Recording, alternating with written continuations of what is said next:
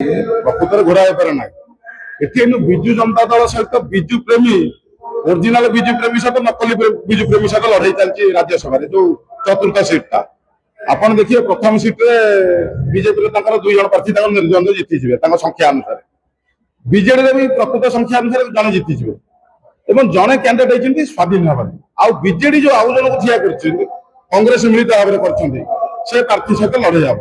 ସେଠି ଓରିଜିନାଲ ବିଜୁ ଦଳର ବିଜେଡି ଯୋଉ ବିଜୁ ପ୍ରେମୀ ବିଜୁ ବାବୁ ଭଲ ପାଇବା ବିଜୁ ବାବୁ ଗୋଟେ ବ୍ୟକ୍ତି ନାଁରେ ସାରା ଓଡିଶାରେ ଦୀର୍ଘ ସ୍ୱାଧୀନତା ପରେ 24 ବର୍ଷ ଗୋଟେ ଶାସନ ଚାଲିଥିଲା, ଗୋଟେ ସରକାର ଚାଲିଥିଲା। ସେ ଯୋଉ ବିଜୁ ବାବୁଙ୍କୁ କିଏ ବିଜୁ ଦଳର ଗଠନ କରିଥିଲେ, କିଏ ବିଜୁ ଦଳକୁ ନେଇ ଆଣି ଥୋଇଥିଲେ, ସେତେବେଳେ ଯୋଉ ଲୋକମାନଙ୍କୁ କେମିତି ଏକତ୍ରିତ କରାଯାଇଥିଲା, ଯୋଉମାନେ ଭିନ୍ନାଣୀ ଥିଲେ ସେଇ ବ୍ୟକ୍ତି ଭିତରୁ ଦିଲ୍ଲୀପ ରାୟ ଆଜି ପ୍ରାର୍ଥୀ ହେଇଛନ୍ତି। ଏବଂ ଦିଲ୍ଲୀପ ରାୟ ଖାଲି ଯେ ଜଣେ ଗ୍ରାସରୁଟ୍ ରାଜନୀତି ନୁହଁ, ଜଣେ ବିଜୁ ବାବୁ ଯୋଉ ଶିଳ୍ପପତିରେ ଯୋଉ ପରିଚୟ ପାଇଥିଲେ ସାରା ଭାରତରେ ସେ ଶିଳ୍ପପତି ବି ପରିଚୟ ବି ଦିଲ୍ଲୀପ ରାୟ ପାଇଛନ୍ତି। ଯେତେବେଳେ ତାଜ ହୋଟେଲ, ଯେତେବେଳେ ଲୋକ ଓବରାୟ ହୋଟେଲର, ଯେତେବେଳେ ଲୋକ ଟ୍ରାଇଡେଣ୍ଟ ହୋଟେଲର ଆଲୋଚନା କରନ୍ତି, ଆଜି ମେ ଫେୟାରର ଗୋଟେ ବ୍ରାଣ୍ଡ ହିସାବରେ ବି ସାରା ଭାରତର ଲୋକମାନେ ଜାଣୁଛନ୍ତି ଯେ ଗୋଟେ ମେ ଫେୟାର କି ଓଡିଆ ଲୋକଟେ ଓଡିଆ ଟୋକାଟେ କି କରିଛି ଗୋଟେ ହୋଟେଲରେ।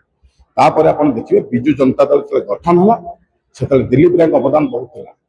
ଦିଲ୍ଲୀପ ରାୟ ନେଇ ଆଣି ଥୋଇବା, ପ୍ରମୋଦ ମହାଜନ ସହିତ ଆଲିଆନ୍ସ କରାଇବା, ବିଜେପି ସହିତ ଓଡିଶାରେ ବହୁତ ନାଇଜର ଏମ୍ସ ଏସବୁ ଜିନିଷ ଆସିବା, ଏ ସବୁ ଜିନିଷକୁ ଦିଲ୍ଲୀପ ରାୟ ସେତେବେଳେ କରିଥିଲେ। କିନ୍ତୁ ରାଜନୈତିକ ମାରପ୍ୟାଣ୍ଟରେ ବଳି ପଡି ଯାଇଥିଲେ।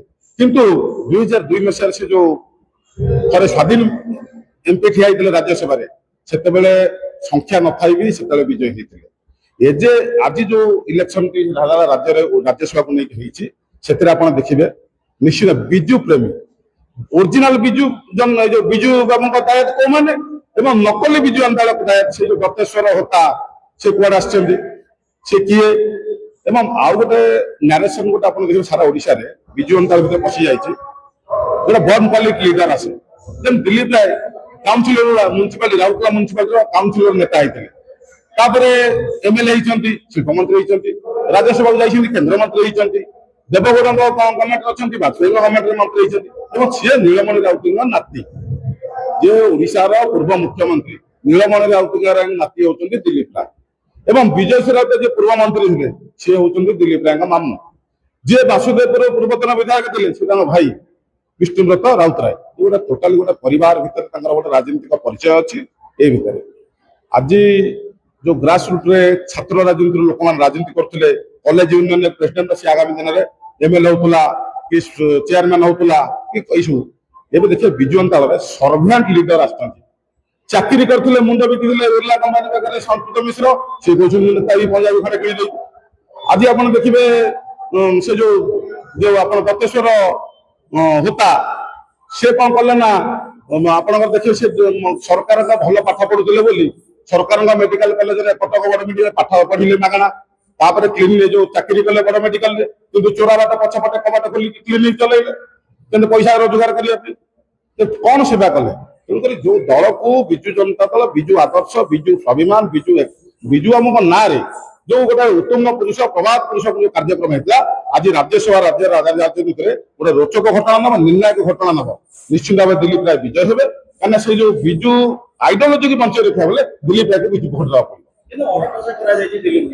ପଡିବ। ନାଇଁ ଶୁଣନ୍ତୁ, ବିଜୁ ସେ ଯେତେବେଳେ ତାଙ୍କର ବିଜୁ ଜନତା ଦଳରେ ମନ୍ତ୍ରୀ ହେଲେ, ବିଧାୟକ ହେଇଥିଲେ, ବିଧାୟକ ଯୋଉ ଆପଣଙ୍କର କେନ୍ଦ୍ରରେ ମନ୍ତ୍ରୀ ହେଲେ, କୋଉଠି ନା କୋଉଠି ତାଙ୍କର ଉତ୍ତୁଙ୍ଗ ଇଏଟାକୁ ହାଇଟ୍ ଟା ବଢିଗଲା ଦିଲ୍ଲୀରେ, ଯୋଉଟା କି ବିଜୁ ଜନତା ତାଙ୍କୁ କଟ୍ କରିଦେଲା। ଏବଂ ଦୀର୍ଘ ବର୍ଷ ତଥାପି ସେ ନବୀନ ପଟ୍ଟନାୟକ କ୍ୟାଣ୍ଡିଡେଟ୍ କୁ ମାର୍କ ଦେଇକି 2002 ମସିହାରେ ଆମର ବିଜୁ ଜନତା ଦଳ ପ୍ରାର୍ଥୀ ଥିଲେ ଏଇ ସିଂହ। ବିଜୁ ଜନତା ଦଳର ବହୁତ ବିଧାୟକ ସାହେବ ଥିଲେ କିନ୍ତୁ ଦିଲ୍ଲୀପ ରାୟଙ୍କୁ ଭଲ ପାଇକି ବିଜୁ ପ୍ରେମୀ ବିଜୁ ବାବୁଙ୍କ ଅସଲ ଦୟାଟାକୁ ଭୋଟ ଦେଇଥିଲେ। ଏଇ ଯୋଉ ରାଜ୍ୟସଭା ଆଜି ଇଲେକ୍ସନ ଚାଲିଛି 2026ରେ ବିଜୁ ବାବୁଙ୍କର ଅସଲ ଦୟା, ବିଜୁ ବାବୁଙ୍କ ଅସଲ ପୁତ୍ର ହିସାବରେ ଦିଲ୍ଲୀପ ରାୟକୁ ବିଜୁ ଜନତା ଦଳ ନିଶ୍ଚିନ୍ତ ଭାବରେ ଭଲ ପାଇକି ଭୋଟ ଦେବେ। ବିଜୁ ପ୍ରେମୀକୁ ଦେଖେଇ ଦେବେ ଆମେ ହଉଛୁ ଅରିଜିନାଲ ବିଜୁ ପ୍ରେମୀ, ନକଲି ବିଜୁ ପ୍ରେମୀ ଖତ କଥାକୁ